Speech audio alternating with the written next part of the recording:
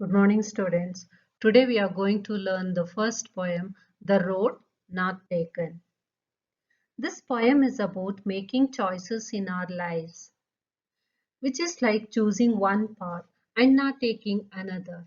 The speaker talks about reaching a place in the woods where two paths go in two different directions and he needs to decide which one to take.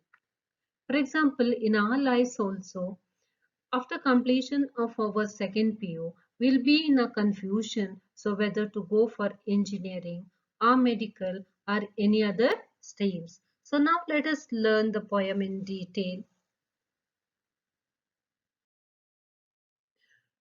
The Road Not Taken, written by Robert Frost, and he was born in 1874, and he was a very popular American poet. He is highly regarded for his realistic descriptions of life in the countryside.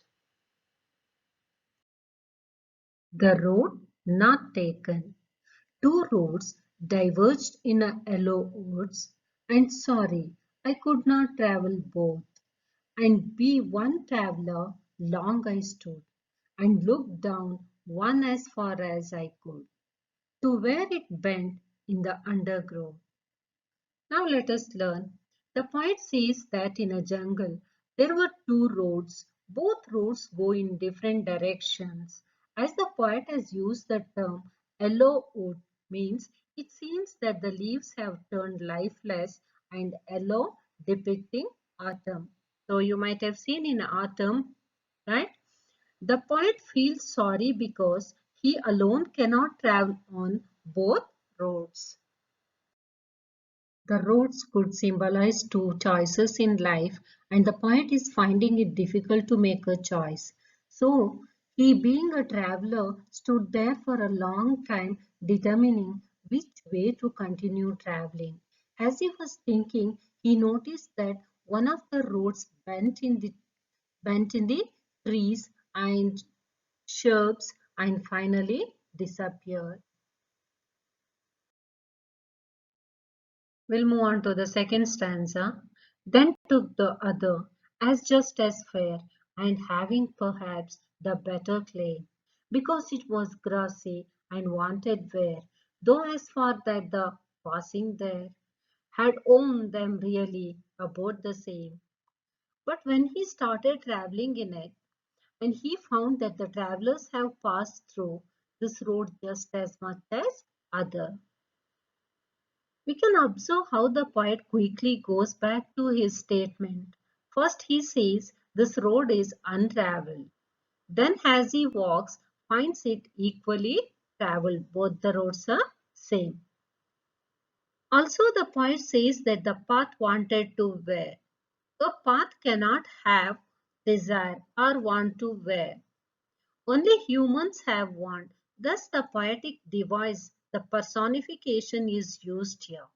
So, in personification, a thing, an idea, or an animal has given the human qualities. So, here for the path, the human quality has been given, means it wears or want.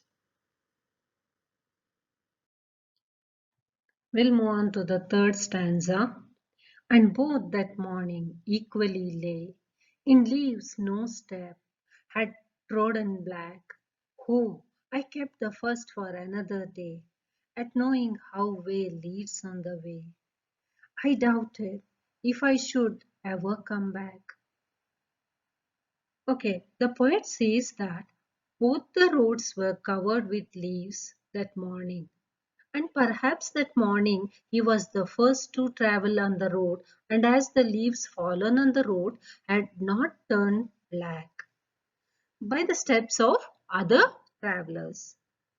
Okay, however, it seems that he regrets his decision, slightly wondering if he will ever get to come back and take the other road. We'll move on to the last stanza, the fourth one. I shall be telling this with a sigh. Somewhere ages and ages ends. Two roads diverged in a wound, and I took the one less traveled by, and that has made all the difference.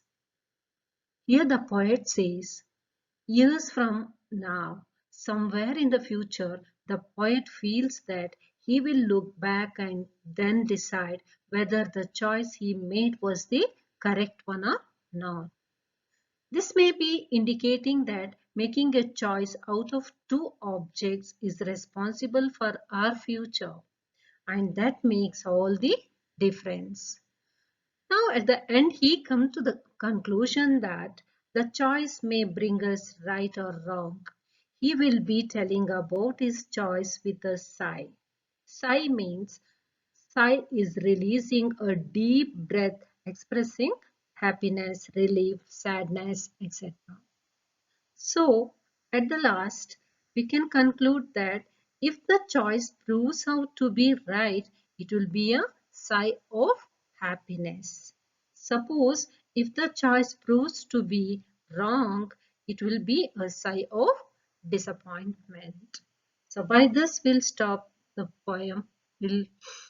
So, I have asked you few questions on this. So, you can read the poem once again, then answer.